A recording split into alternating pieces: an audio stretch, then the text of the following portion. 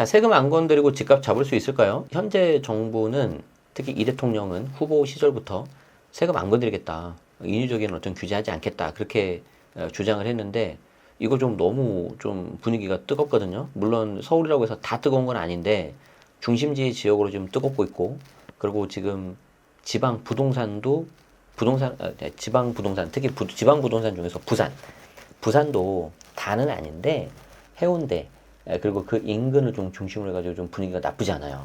그래서 제가 8월 24일 날 또 부산에 가거든요. 롯데백화점에서 2시간 강의 단돈 2만 원. 제 본문 더보기와 고정 댓글에 제가 남겨놓을 테니까 저희 부산에서도 만나요. 아시겠죠? 자, 보겠습니다. 어떤 기사인지. 어떤 내용이냐면 굉장히 그 부동산 정책, 특히 그 중에서도 세금에 대해서 공부를 해야 되는데 왜 해야 되는지 아주 정리가 잘 되어 있는 기사예요. 한경 그냥 신문이 아니고 한경 비즈니스 이게 지금 매거진 아닙니까? 6월 20날 나온 내용입니다. 그래서 세금 안 건드리고 집값 잡을 수 있을 거냐? 천장 뚫은 서울 아파트 전국 좀 뚫었다는 거죠. 그래서 여기에 대해서 지금 기획 기사가 나오는데 굉장히 정리가 잘 되어 있습니다. 김태림 기자님, 제가 뭐 알지는 못하지만 어렵게 쓰신 거 읽는 거니까 좀 감사하다는 말씀을 드리려고 하는 거죠. 자, 세금으로 집값 잡지 않겠다는 이재명 대통령. 하지만 부동산 세제에 대한 구체적인 공약은 내지 않았다. 그래서 저도 그때 말 많았었죠. 이거 정말 어떻게 믿어도 됩니까? 그랬는데 자, 서로 비싸게 사고 팔겠다는 거를 굳이 압박해서 낮출 필요가 있느냐며 시장을 존중하겠다는 입장을 밝혀왔는데 자, 대선 공약에는 서울 재개발 재건축 활성화하고 국공유지 활용을 하고 중산층 서민 1인 가구 청년을 위한 맞춤형 공급 확대 정책을 담았다. 하지만 공급의 효과가 나타나려면 긴 시간이 흐르죠. 몇 년 걸리죠. 몇 년이요? 뭐예요? 막 10년 가까이 될 수도 있어요. 자, 그래서 이게 긴 시간이 걸리니까 특히 진보 경제학계의 원로인 이중구 서울대 명예교수는 아니 이러다가 부동산 투기의 억제의 본질은 수익률을 낮추는 데 있고 그 유일한 세금이 세금 중과인데 수단이 왜 이거를 가만히 있느냐 세금 중과를 해라 라고 이렇게 좀 본인의 페이스북에 적으셨어요. 그러면 이제 여러분들이 내가 이제 정말 부동산 세금에 대해서 하나도 모르시는 분들도 계실 수 있잖아요. 이게 워낙 좀 어렵고 재미없고 솔직히 좀 딱딱하고 그러지 않습니까? 그렇기 때문에 뭐 나중에 뭐 집 팔 때나 좀 양도세나 공부하면 되지 뭐 내가 뭐 벌써부터 지금 알아야 돼 라고 생각하실 수 있는데 이걸 이해하면 되게 부동산 시장에서 엄청 안 보이던 게 보이고 여러 가지를 알 수가 있고 특히 중요한 게 뭐냐면 나의 매수 혹은 매도 타이밍을 알 수도 있어요. 그래서 그거를 좀 제가 설명을 드리고 싶었는데 마침 아주 잘 정리가 돼 있어서 가져왔다. 자, 대표적인 논쟁 사례, 그 세금들을 살펴봤다는 겁니다. 자, 첫 번째가 논란의 종합부동산 세율. 이게 정말 베스트 원픽입니다. 제가 누누이 말씀드리는데 다주택자이신 분들은 앞으로 뭘 가장 먼저 체크해야 되냐면 솔직히 저는 개인적으로 다주택자는 3주택 이상이라고 생각을 해요. 2주택은 다주택자 아니야. 제 기준에서는. 3주택 이상이신 분들은 앞으로 뭘 체크해야 되냐면 첫 번째가 보유세입니다. 보유세. 그리고 이 보유세는 아시겠지만 재산세가 있고 종합부동산세, 이제 줄여서 종부세라고 하지 않습니까? 그래서 그걸 여러분들이 아셔야 되는데 2024년 종부세 납부자가 54만 8천 명. 그중 주택분 종부세 과세 인원은 46만 명. 그러니까 서울 사는 사람의 20명 중에 1명꼴로 종부세를 낸다는 거다. 자, 그럼 종부세는 뭐냐면 일정 기준, 즉 1주택자는 공시가격 12억, 공시가격입니다. 그러니까 시세로 하면 한 17, 18억 정도 될 거고요. 다주택자는 9억 원 이렇게 됩니다. 그걸 넘어가면 주택과 토지에 부과되는 세금인데 2005년 그때 이제 노무현 정부 때였죠. 그때 도입될 때부터 20년이 넘은 지금까지 논쟁이 끊이지 않고 있다. 특히 이중 과세 이게 오게티라고 하나요? 이게 굉장히 좋은 기사인데 못하겠네요. 나 이런 거 막 못 참거든. 약간 넘어갑시다. 지워주고 싶다 진짜 이거. 이중 과세 문제인데 자, 종부세는 보유세의 한 종류다. 근데 보유세는 재산세가 있고 그 재산세는 지방세 형태로 걷는단 말이에요. 그런데 종부세는 재산세와 달리 국세예요. 국세. 중앙정부가 세금을 매긴다는 거예요. 자, 이 부분은 종부세가 공격받는 지점이기도 하는데 왜 보유세를 지방세로도 내고 국세로도 내고 있냐. 이게 이중과세라는 거예요. 여기에 대해서 일단 헌법재판소는 2008년과 2024년 종부세에 이중과세 문제가 발생하지 않는다고 판단하는데 하찮은 제 개인 제네시스 의견은 이건 명백한 이중과세라고 저는 생각합니다. 지금 이 기사에는 동일한 걸로 지방세로도 걷고 국세로도 걷어서 이중과세라고 했는데 저는 그것보다는 이 동일한 아파트에 대해서 과세 대상 물건에 대해서 두 번 세금 매기는 것 자체가 저는 이중과세라고 보고 있어요. 물론 이제 아니라고 하시는 분들은 무슨 소리냐. 재산세를 한번 걷고 종부세 계산할 때 재산세에서 부담한 그 과표 세금 부분을 빼준다. 그렇기 때문에 이중과세가 아니라 그러는데 저는 그게 말이 안 된다고 생각을 해요. 일단 2번 과세하는 것 자체가 저는 이중과세라고 생각합니다. 제 개인 의견입니다. 네. 자, 종부세는 정권에 따라서 세기도 하고 약하기도 했어요. 공시지가, 공시가격 현실화율. 그러니까 시세 대비 얼마나 맞출 거냐. 과거 문재인 정부에서 90%까지 맞추려고 했었죠. 그 90%까지 맞추는 게 고가주택, 15억 넘는 고가주택이 올해 2025년이었어요. 어마어마하게 올라갈 뻔했습니다, 진짜. 자, 그리고 공정시장 가액비율. 그러니까 변수가 3가지가 있는데 공시지가, 그리고 그 공시지가의 현실화율, 그리고 공정시장 가액비율. 이 3가지를 결정하는 데 있어서 정권에 따라서 고무줄처럼 늘었다 줄었다 하는 거죠. 그래서 문재인 정부 때 엄청 이렇게 늘렸고요. 윤석열 정부에서 이렇게 좀 많이 줄였고, 그러면 이재명 정부에서는 그 중간 정도가 되지 않을까 개인적으로 생각하는데 늘리는 쪽으로 갈 겁니다. 큰 틀에서는. 자, 그래서 문재인 정부는 다주택자 규제를 골자로 한 종부세를 실시했다. 2035년까지 공시가격을 시세 90% 수준까지 현실화하는 정책을 추진했는데 이게 일반적인 완전 단독주택이 좀 허물어가는 거 그런 거를 얘기하는 거고요. 공동주택은 2030년까지입니다. 2030년. 그리고 그 중에서도 15억 넘는 건 2025년. 9억에서 15년은 2027년. 그렇게 가는 거였어요. 자, 그런데 문재인 정부에서 하필이면 당시 종부세액을 결정하는 모든 요소가 올랐다. 공시지가, 공시가격 현실화, 공정시작가격비율이 올랐고 종부세의 최고 세율이 상향 조정되는 가운데 코로나19로 돈이 풀리면서 부동산 가격이 급등했던 거죠. 그래서 2017년 39만 7천 명이었던 종부세 납세 인원이 128만 3천 명으로 2020년에 3배 이상 늘어버립니다. 그러니까 사실 저것 때문에 이제 정권이 넘어간 거예요. 그 당시 한 44만 표 정도로 차이로 지지 않았나? 당시 이재명 후보가 윤석열 후보한테. 그래서 그걸 너무나 잘 안 거예요, 본인이. 그래서 이번 대선에서는 아예 그냥 얘기를 안 했죠. 자, 세금 그 액수입니다. 2017년 1조 6,900에서 2021년 7조 2,700으로 4배 넘게 급증을 합니다. 어마어마합니다. 어마어마해.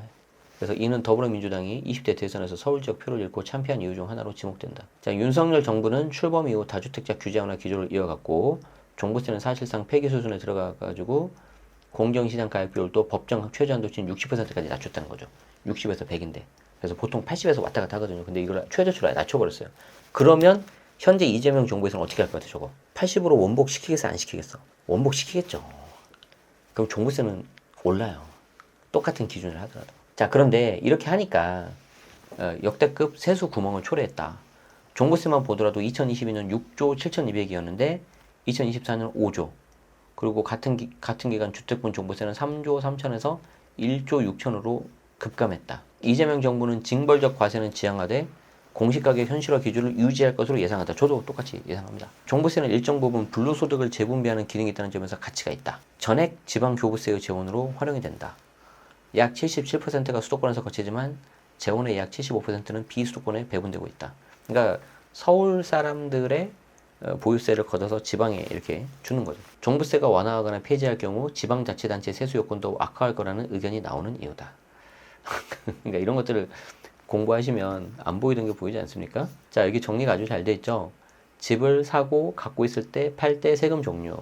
처음에 취득하면 취득세, 보유하면 재산세, 종부세, 양도하면 양도세. 그리고 여기 이제 지방소득세들은 다 붙는데 그 중에서 우리는 종부세를 받습니다. 그래서 재산세 같은 경우는 과세 시점이 매년 6월, 9월. 그리고 여기 이제 매년 12월. 이거 7월 달하고 9월인데 왜 이렇게 나왔대? 그래서 재산세 7월, 9월에 내고 나면요. 정신이 약간 살짝 혼미해지는데 12월 달에 종부세를 또 냅니다. 그리고 이 종부세 카드 할부해가지고 무이자 할부가 끝나고 나면 다시 그 다음 연도 재산세 또 냅니다. 인생이 맨날 이래요. 자, 그리고 취득세는 처음에 한 번 살 때 내는 거죠. 양도세는 팔 때 한 번 내는 건데 이게 이제 재밌죠. 비과세가 되기도 하고 양도세 이제 중과가 되기도 하고. 그래서 이제 보유세를 높이고 거래세 낮춰야 하냐. 이거는 오래된 논쟁거리라는 거죠. 사실 저는 이게 맞다고 봐요. 정말 이거 투기 세력을 없애려면 줄이려면 보유세는 올리고 대신 거래세는 좀 완화해줘야 돼요. 그런데 문재인 정부에서 정말 잘못한 게 뭐냐면 보유세도 올리고 거래세까지 올려버렸어요. 그러니까 도망갈 데가 없는 거예요. 사람들이. 그러니까 분노가 치민 거죠. 오늘 상담하신 분도 그런 거였어요. 치가 떨린다는 거예요. 그거는 당해보지 않은 사람은 절대 몰라요. 자, 어쨌든 그런 내용입니다. 그래서 이제 쭉 이렇게 좀 나와 있는데 나라별로 부과 방식과 기준이 다르긴 하지만 그렇다 하더라도 보유세는 좀 낮은 수준이다. OECD 기준으로. 그런데 우리는 OECD 기준으로 양도세와 취득세는 꽤 높죠. 자, 거래세와 보유세를 합한 부동산 관련 전체 세액을 100으로 볼 때 우리나라는 보유세가 30, 거래세가 70 정도로 볼 수 있는데 미국은 보유세가 90으로 웃돌고 프랑스와 일본들도 70을 넘는다. 그래서 이를 종부세의 근거로 활용되기도 하는데 그러려면은 재산세하고 종부세를 합쳐야죠. 이중과세니까. 제 개인적인 생각으로는 그냥 재산세와 종부세를 합치고 그걸 좀 올리고 대신 거래세는 좀 낮춰주는 게 좋죠.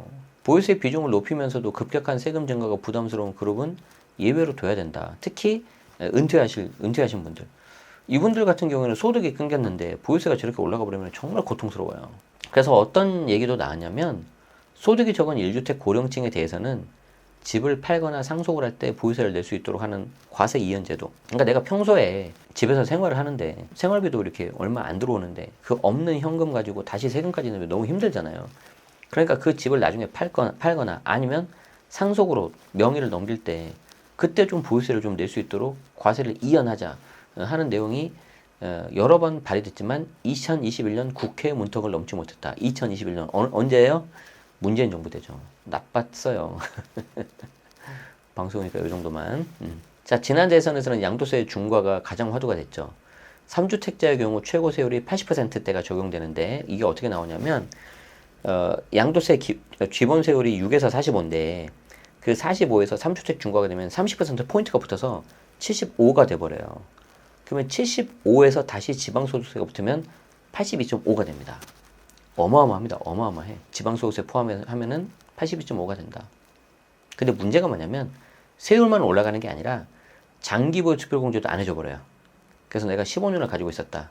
장특공이 30%가 된다. 안 돼요. 이게 정말 어마어마하죠. 그리고 제가 오늘은 시간 관계상 말씀을 못 드리지만 1세대 1주택자 있죠?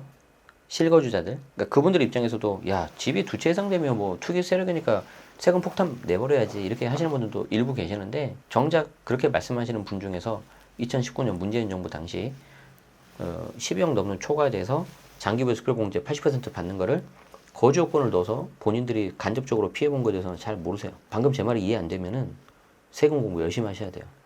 세금은 합법적으로 여러분의 재산권을 침해할 수가 있어요. 그거를 여러분들이 지키셔야지 그냥 가만히 넉놓고 있으면 누가 안 지켜줍니다. 자, 윤석열 정부는 부동산 거래를 촉진시키기 위해서 2022년 5월부터 양도세 중과를 매년 유예해 왔다.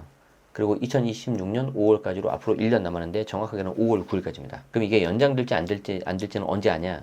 내년 1월 달에 시행령 개정안이 나왔을 때 연장된다는 얘기가 있으면 연장되는 거고 없으면 이제 연장 안 되는 거야. 그 내용이 없으면. 그러면 1월 달에 딱 보고 없네? 그러면 이제 중과가 되겠네. 그럼 팔아야지. 언제까지 팔아야 돼요?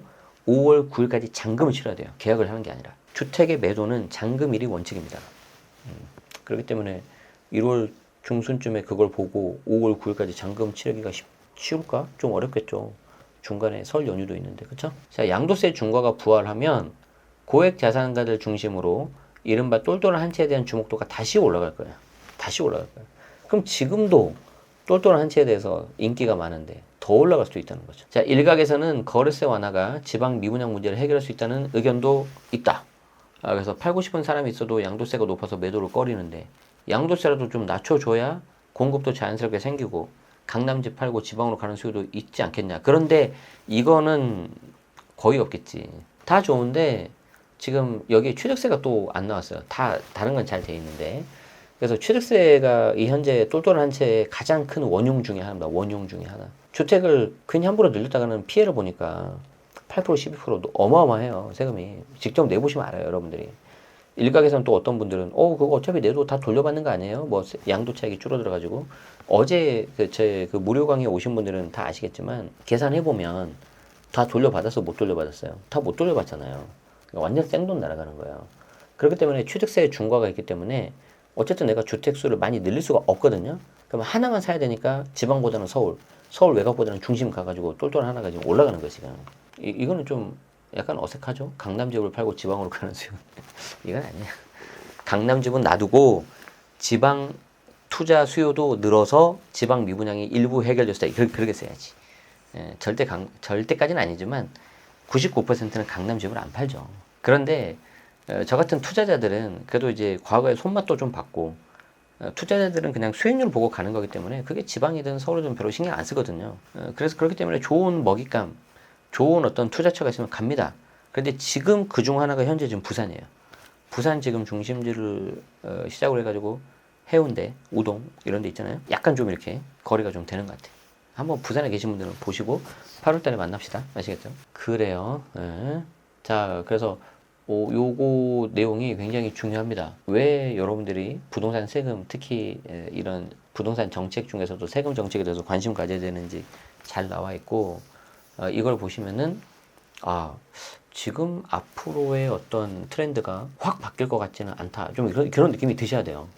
막연하게 그냥, 그래도 해도 너무하는데, 지금 뭐 평당 2억 막 3억이라고 하는데, 해도 너무하네. 그래도 좀 뭔가 폭락하지 않을까? 원복되지 않을까? 이런 생각은 일부 조정은 있겠지만, 뭐 마이너스 20%라고 한다면, 다시 그거보다는 더 높은 걸로 올라가는 가능성이 조금 있습니다. 그래서 그 부분 좀 참고하시면서 보시면 되고, 저는 지금은 좀 많이 못 움직이는데 과거에 뭐 지방까지 다 하고 그렇기 때문에 지금도 계속 모니터링을 하고 있어서 어디가 분위기 좋고 그런 거는 대충은 알아요. 작년에는 전주가 좀 괜찮았었고 지방에 계신 분들도 좀 그 전략 잘 세우셔가지고 하시면은 좋을 것 같습니다. 고맙습니다.